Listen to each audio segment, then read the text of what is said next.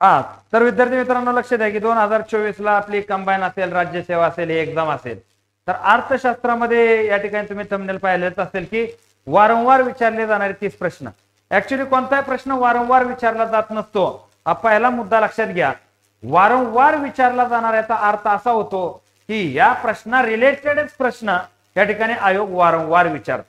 म्हणजे एखादा या ठिकाणी प्रश्न आपण घेतला तर त्या रिलेटेड प्रश्न या ठिकाणी दुसऱ्या एक्झामला त्याच रिलेटेड राहणार. म्हणजे हा जो पॅटर्न आहे, हा पॅटर्न आयोगाचा नेहमी आपण पाहतो. आणि म्हणून आजचे जे काही क्वेश्चन मी सांगतो ते क्वेश्चन आन्सर साठी तुम्ही याला बघूच नका. याला बघा की नेमके कोणते असे प्रश्न आहेत की याच्या रिलेटेड तुम्हाला काय काय तयारी करायची हे प्रत्येक प्रश्नाने आहे मी तुम्हाला सांगत जाईल. त्याच्यामुळे हा सेशन अत्यंत महत्वाचा आहे. त्याला अजिबात कुठं स्किप करू नका, काही करू नका, शेवटपर्यंत त्याला नीटनीटकं बघा. तुम्हाला हे सगळ्या गोष्टी नीटनीटक्या समजून जातील. लक्षात आलं? तर या ठिकाणी आपल्याकडं राज्यसेवा पूर्व परीक्षा फास्ट ट्रॅक बॅच अवेलेबल आहे. ज्या विद्यार्थ्यांना करायची लाईव्ह प्लस रेकॉर्डेड बॅच आहे ते 2999 मध्ये जॉईन करू शकतात.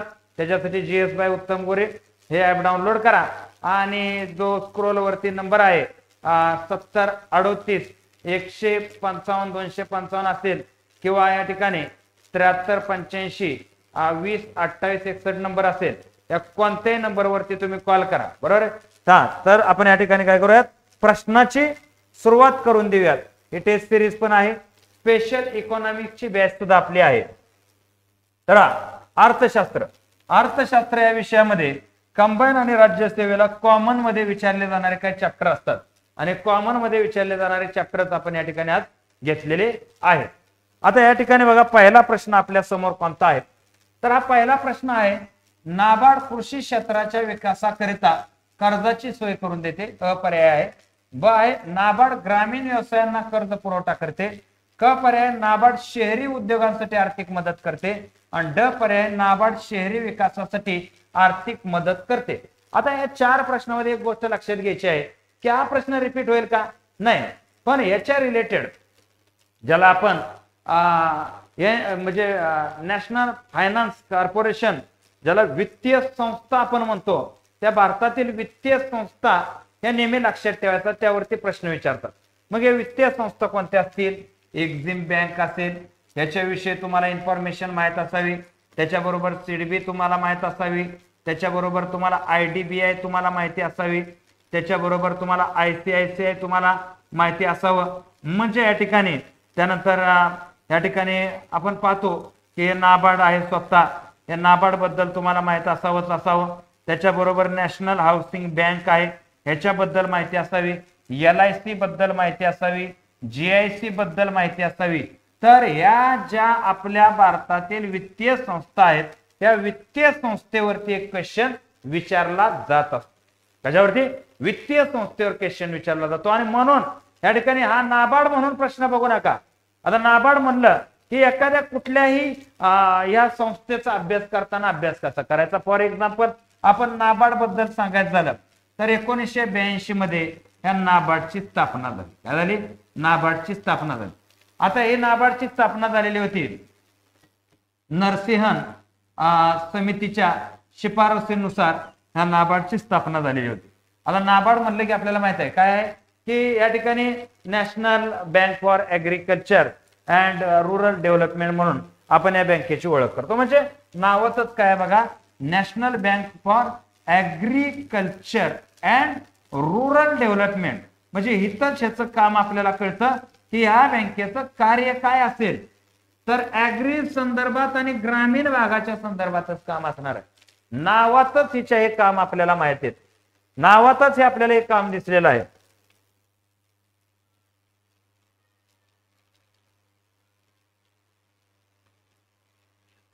या नावातच आपल्याला एक काम दिसलेलं आहे. मग आता इथं पर्याय सरळ आहेत ना. नाबार्ड कृषी क्षेत्राच्या विकासासाठी काम करणारच आहे. नाबार्ड ग्रामीण व्यवसायांना कर्ज पुरवठा करणारच आहे, ग्रामीण आहे. नाबार्ड शहरी काहीच संबंध नाही. नाबार्ड शहरी विकासासाठी काहीच संबंध नाही, शहराचा संबंधच नाही. म्हणजे याचा पर्याय काय राहील? अ आणि ब. अशीच तुम्हाला एक्झिमची माहिती द्यावी लागेल. एक्झिम म्हणजे एक्सपोर्ट इम्पोर्ट बँक. या ठिकाणी याचं प्रादेशिक कार्यालय कुठं असतं, बरोबर आहे ना. त्याचं या ठिकाणी आपण पाहतो की एक्झॅक्ट कशाला ते मदत करतं, किती मदत करतं, ह्या सगळ्या गोष्टी. जसं की बचत गटाला मदत नाबार्ड करत असतं, त्यानंतर आपण पाहतो की देशात ज्या पतसंस्था चालतात त्या पतसंस्थेला आर्थिक मदत करण्याचं काम नाबार्ड करत असतात. हे नाबार्डच्या संदर्भातली जी बेसिक इन्फॉर्मेशन आहे इन्फॉर्मेशन लक्षात ठेवायची असते. म्हणजे अशा प्रकारे तुम्हाला स्टेप बाय स्टेप याचं हेड ऑफिस कुठं आहे, बरोबर आहे ना, काय बँकांचं दिल्ली आहे, याचं या ठिकाणी मुंबई हेड ऑफिस आहे. मग हे तुम्हाला माहिती पाहिजेत गोष्टी की कुठल्या बँकेचं हेडक्वार्टर कुठं आहे, प्रादेशिक कार्यालय किती असतात आणि एक्झॅक्ट तिचं कार्य काय आहे. एवढ्या गोष्टी तुम्हाला ह्या लोकांच्या लक्षात ठेवाव्या लागतील आणि त्या आधारावरती परीक्षेत तयार राहायचं की असा एखादा प्रश्न तुम्हाला येऊ शकतो. आता पुढचा प्रश्न बघा. पुढचा प्रश्न या ठिकाणी जर आपण पाहायचं झालं, खालीलपैकी कोणते वाक्य अयोग्य आहे. चलनी नोटा भारत सरकारकडून जारी केल्या जातात. संकुचित पैसा ज्याला M1 म्हणून आपण ओळखतो, M मध्ये म्हणजे लोकांजवळच्या चलनाचा अंतर्भाव अर्थाचा समावेश असतो. आता हा क्वेश्चन विचारलेला. आता या क्वेश्चन बद्दल जर तुम्हाला सांगायचं झालं तर या क्वेश्चन बद्दल आपण ज्यावेळेस इन्फॉर्मेशन पाहतो त्यावेळेस या ठिकाणी एक गोष्ट लक्षात ठेवायची बा, असे प्रश्न अर्थात तुम्ही हे जे चलन असतं ना M1, M2, M0, त्यानंतर कोणती नोट, नोटांचं वैशिष्ट्य, त्या नोटावर कोणतं चित्र आहे, ते नोट या ठिकाणी आपण पाहतो कधी आलेले आहे, त्या अशा गोष्टीवरती क्वेश्चन विचारतात. म्हणजे M0 वर प्रश्न महागाईच्या संदर्भात विचारायचं झालं, बँकिंगच्या संदर्भात विचारायचं झालं तर M0 आपल्याला माहित पाहिजे. आपण पाहतो M0 म्हणजे काय असतो, आरबीआय कडचा संचित पैसा. आरबीआय कडचा संचित पैसा म्हणजे काय आहे, आरबीआय ज्या रिसेंटच्या नोटा छापून ठेवतं आणि स्वतः जवळ तिच्या नोटा आहेत त्या मार्केटमध्ये टाकल्या नाही त्याला संचित पैसा म्हणायचं, बरोबर आहे. हा M0. M1 कशाला म्हणायचं तर या ठिकाणी आपण पाहतो जे तुमच्या माझ्याकडचा पैसा आहे जो आपल्या या ठिकाणी सेव्हिंग अकाउंटला आहे, करंट अकाउंटला आहे किंवा 1 वर्षाच्या आतल्या आपल्या ज्या बँकेमधल्या FD आहेत त्याला आपण काय म्हणतो M1 संकुचित पैसा. हा महागाई तयार करतो म्हणजे खिशात खुळखुळ करणारा जो पैसा आहे हा M1 चा पैसा आहे. खुळखुळ करतो खिशात. तर हा पैसा शॉपिंग करायला होतो माणसाला, हा पैसा माणसाला खरीददार बनवतो आणि याच पैशामुळे महागाई वाढते. म्हणून महागाई वाढवणारा पैसा म्हणलं की M1, बरोबर आहे. आता या ठिकाणी काय आहे पुढे M2. M2 म्हणजे काय म्हणायचं, 1 वर्ष आहे, 1 वर्षापेक्षा जास्त मुदतीची ठेव. म्हणजे हा पैसा म्हणजे थोडक्यात तुम्ही 2 वर्ष 3 वर्ष एखाद्या प्लॉट मध्ये फ्लॅट मध्ये हा जो पैसा गुंतवलेला आहे त्याला आपण काय म्हणतो M2. हे ना महागाई वाढती खरी परंतु लगेच त्याचा इम्पॅक्ट जनतेवर दिसत नाही, त्याला आपण M2 म्हणतो.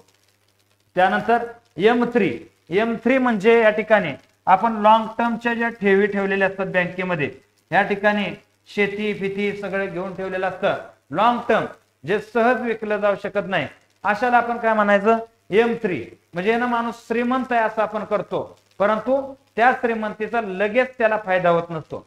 श्रीमंतीचा फायदा लगेच कोणता M1 चा, लगेच उठला सुटला शॉपिंग करू शकतो. आणि या गोष्टीमुळे लक्षात घ्या हिथं तुम्हाला काय क्वेश्चन कव्हर केले जाऊ शकतात. M0 M2 मुळे बँकेचे CRR, SLR, repo, reverse repo हे सगळे क्वेश्चन, त्याच्याबरोबर महागाई चालणारी असेल, पळणारे असेल, रांगणारे असेल, हे महागाई. तर यावरती तुम्हाला तयारी करायची. जिथं जिथं M0 M2 M1 चा संबंध येतो या ठिकाणी ते प्रश्न तुम्हाला करायचेच असतात. काय एखादा प्रश्न तर याच्यावर राहतोच राहतो, बरोबर आहे. आता या प्रश्नाचं उत्तराकडे जर आला पण चलनी नोटा भारत सरकारकडून जारी केल्या जातात. नाही, आपण माहित आहे की 1 रुपयाची नोट फक्त भारत सरकारकडून येते, बाकी सगळ्या नोटा आरबीआय कडून येत असतात. मग उदाहरण 1 चुकीचं आहे, 2 बरोबर आहे, म्हणून याचं उत्तर फक्त ब आहे. हे कळाल तुम्हाला, हे लक्षात आलेलं असावं. आता याच्या पलीकडे जाऊन या ठिकाणी पुढचा क्वेश्चन आपण बघूया. लोकसंख्येच्या संक्रमण सिद्धांतानुसार दुसऱ्या टप्प्यामध्ये काय होत, बरोबर आहे ना. लोकसंख्या वाढीचे जे सिद्धांत आहेत जसं आपण पाहतो माल्थ नावाचा या ठिकाणी आहे हा सिद्धांत. तर तुम्ही लोकसंख्या चॅप्टर जो आहे ना हा लोकसंख्या चॅप्टर बऱ्याच अँगलनं करायचा आहे. ह्याच्यावर डेफिनेट एक प्रश्न राहतोच. म्हणजे यामध्ये काय करायचं असतं तुम्हाला सांगतो. लोकसंख्या 2 प्रकारची असते, एक भूगोलमध्ये तुम्हाला अभ्यासावं लागते आणि एक इकॉनॉमिक्स मध्ये पण अभ्यासावं लागतं. आता भूगोलमध्ये लोकसंख्येचा अभ्यास करणं आणि इकॉनॉमिक्स मध्ये लोकसंख्येचा अभ्यास करणं त्यात काय फरक असतो? तर फरक आहे, यामध्ये काय असतो? फरक असतो. काय फरक असतो? तर सरळ सरळ काय गोष्टीचा फरक असतो की इथं सिद्धांतावरती क्वेश्चन विचारले जातात, या ठिकाणी जास्त आकडेवारी नसते. आता मार्क्स सिद्धांत हा काय सांगतो? लोकसंख्येची वाढ भूमितीय पद्धतीने होते आणि या ठिकाणी विकास जो आहे हा विकास गणितीय पद्धतीने होतो. म्हणजे थोडक्यात त्याला काय म्हणायचंय? लोकसंख्या गुणाकाराने वाढते आणि माणसाचा विकास जो आहे हा बेरजेने पुढे चालतो. म्हणजे 2 या ठिकाणी आले तर 2चे 4 होतात, 4चे 8 होतात, 8चे 16 होतात. बरोबर आहे? नवरा बायको दोघं झाले, एका थांबते ती का? नाही, 2 पोरं होऊन जातील. ते 2 पोरं परत तेवढ्या थांबतात का? त्यांना 2 होतील. परत ते 8 तेवढ्या थांबतात का? नाही, तेवढंच. पण आता यांची डेव्हलपमेंट कशी होईल? ह्यानं 1 एकर जमीन घेतलं, पोरग कणून कुतून अजून एखादी एकर गेली, 2 एकर होईल. परत हे कणून कुतून अजून एखाद 3 एकर. मग यांची प्रॉपर्टी अशी वाढत जाते. हा मार्क्सचा सिद्धांत आहे. आता यामध्ये काय आहे बघा, लोकसंख्या वाढीचे टप्पे असतात, ज्याला आपण पहिला टप्पा म्हणतो. हा जो पहिला टप्पा आहे, हा पहिला टप्पा भारतात आपण असं म्हणूयात 1951च्या अगोदर. 1951च्या अगोदर काय घडायचं आपल्या देशामध्ये? तर जन्म प्रचंड व्हायचे, जन्मही जास्त, आणि त्याच्याबरोबर मृत्यू सुद्धा काय व्हायचा? जास्त प्रमाणात व्हायचे. म्हणजे किती पोरं व्हायचे आणि किती मरायचे. का असं व्हायचं? का तर रोगराई हे ते आपल्याला माहिती आहे. 1921 मध्ये आपली लोकसंख्या जी आहे कमी झाली होती. म्हणजे मागच्या 10 वर्षाच्या तुलनेत लोकसंख्या वाढली पाहिजे ना, तर 1911च्या तुलनेत 1921ला कमी झाली होती. जन्माची तेवढी 10-12 पोरं व्हायची, पण शेवट मोठी होऊन वाढ होऊन प्रजननापर्यंत पोहोचेपर्यंत 3-4च राहायची. जन्म जास्त, मृत्यू जास्त. त्यानंतर दुसरा टप्पा चालू होतो.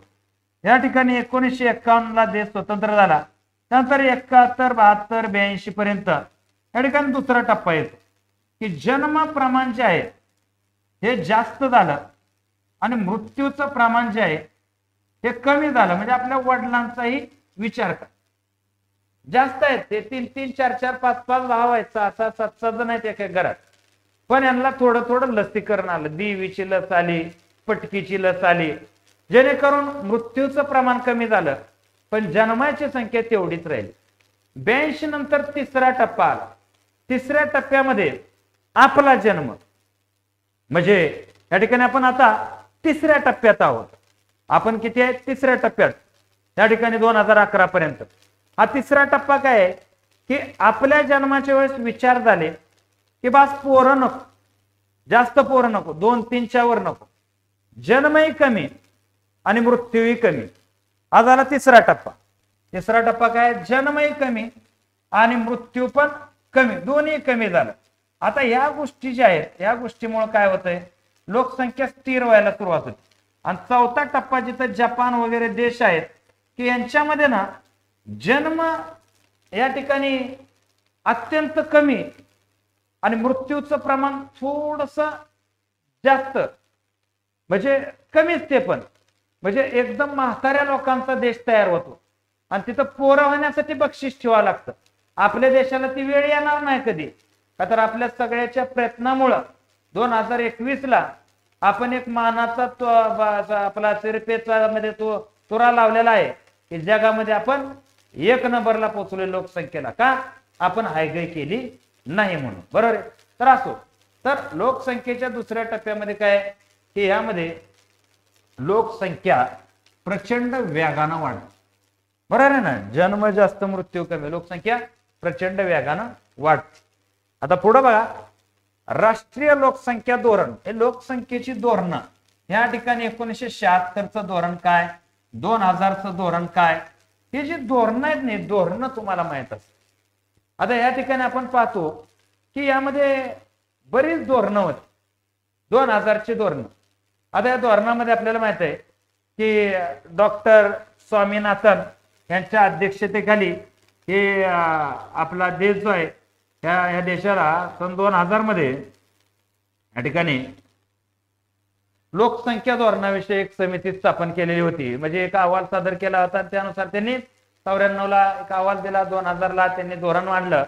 त्या धोरणामध्ये त्यांनी सांगितलेलं होतं की या ठिकाणी पहिलं अल्पकालीन लक्ष ठेवलं. यामध्ये अल्पकालीन लक्ष्यामध्ये यांनी काय सांगितलं बघा, की सध्या गर्भनिरोधक या ठिकाणी आपण पाहतो, त्याच्याबरोबर पुरुषांसाठी निरोध वगैरे अशा गोष्टी बेसिक लेवलला वापरायला सुरुवात करा, जेणेकरून प्रजनन जे आहे हे कंट्रोलमध्ये येईल.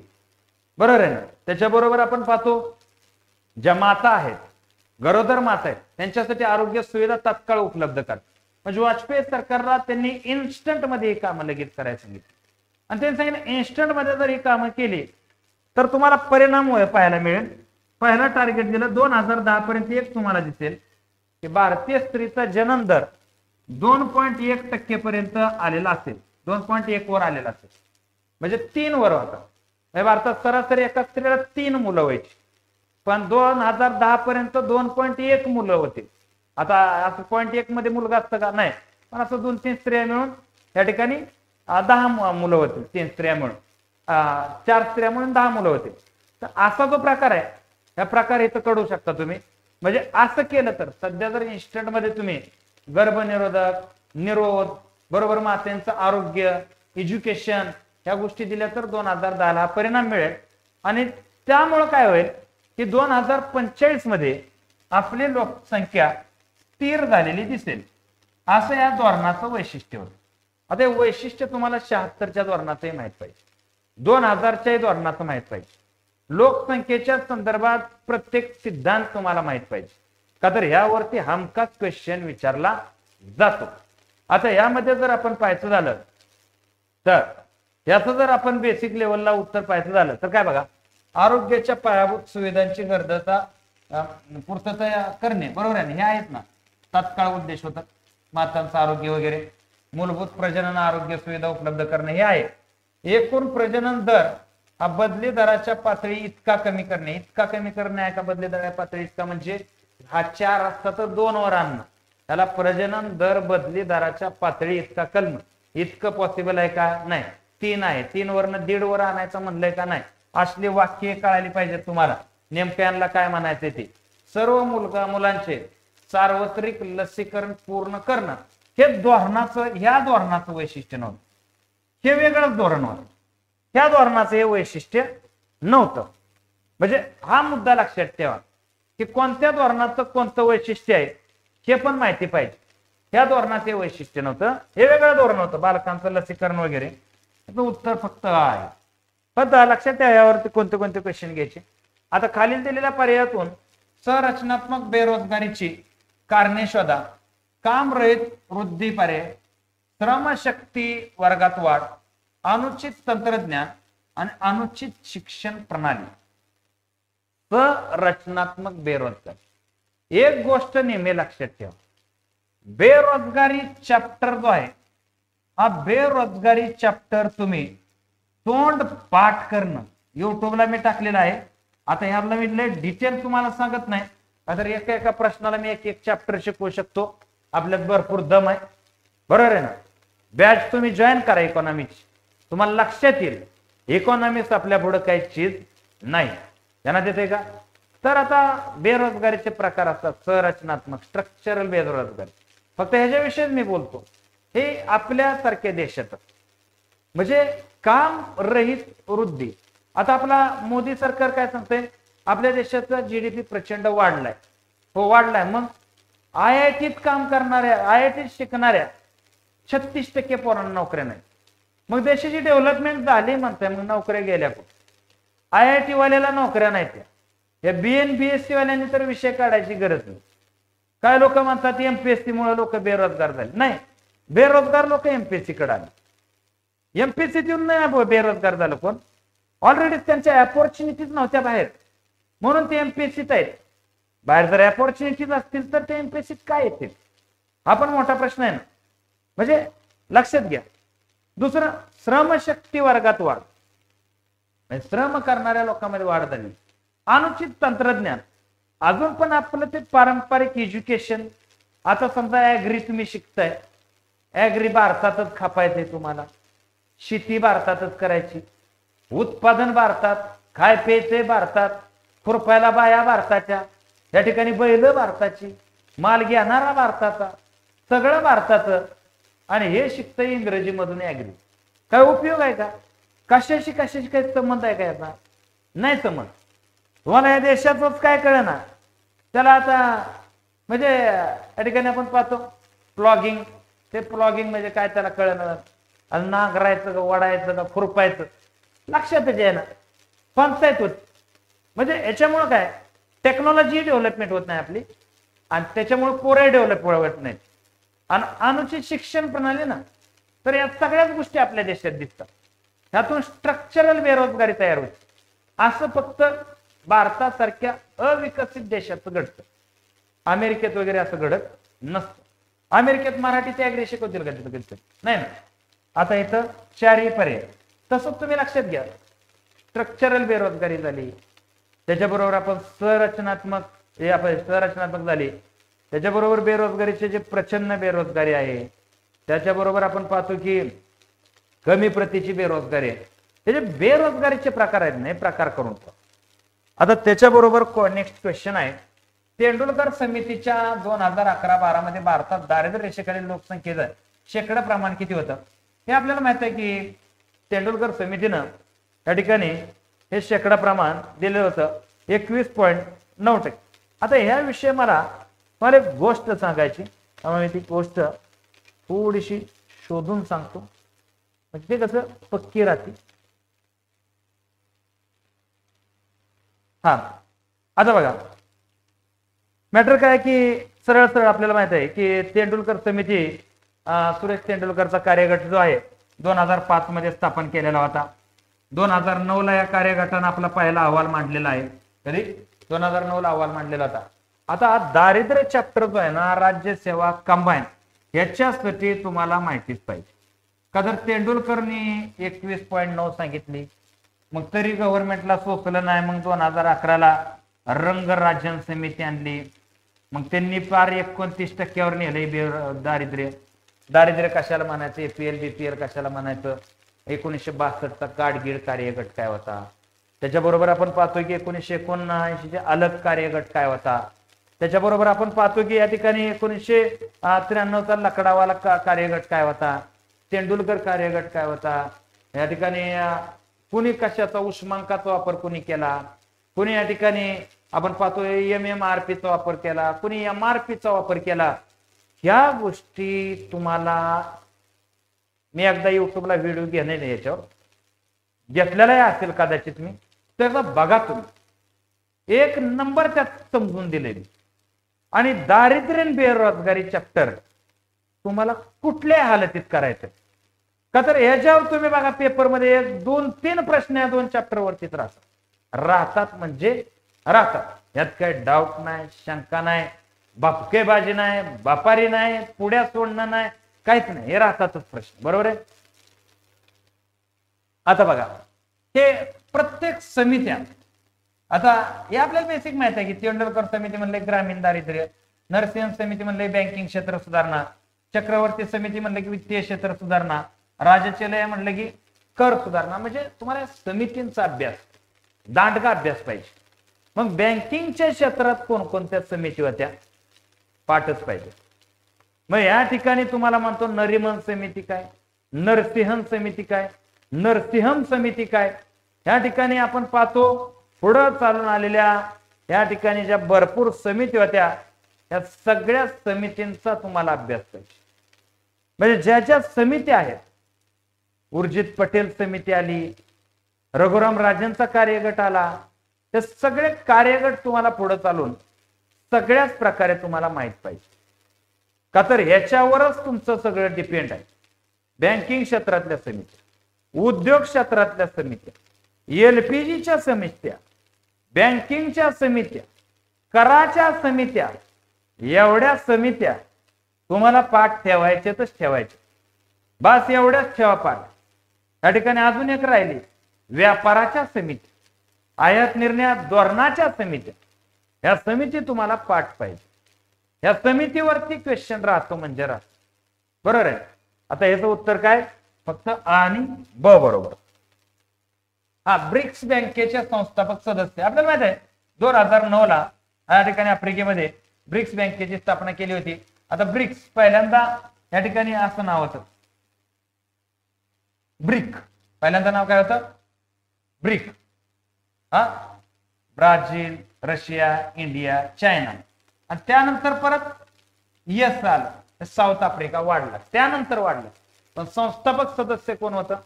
तर ब्राझील, रशिया, भारत, चीन, दक्षिण आफ्रिका. तर संस्थापक मध्ये दक्षिण आफ्रिका नव्हता, पण आता टाकले तर असू द्यात, काय हरकत नाही. आता यामध्ये आपल्याला लक्षात ठेवायचं असतं की ह्या कुठल्याही आंतरराष्ट्रीय संघटना तुम्हाला लक्षात ठेवायचं आहे. आणि त्या कोणत्या आंतरराष्ट्रीय संघटना असतील बघा, त्यामध्ये आपल्या भारताचा डायरेक्ट समावेश असणाऱ्याच. डायरेक्ट आपला कुठं समावेश असतो? डायरेक्ट समावेश असतो आपलं world trade organisation, united nation organisation, बरोबर आहे.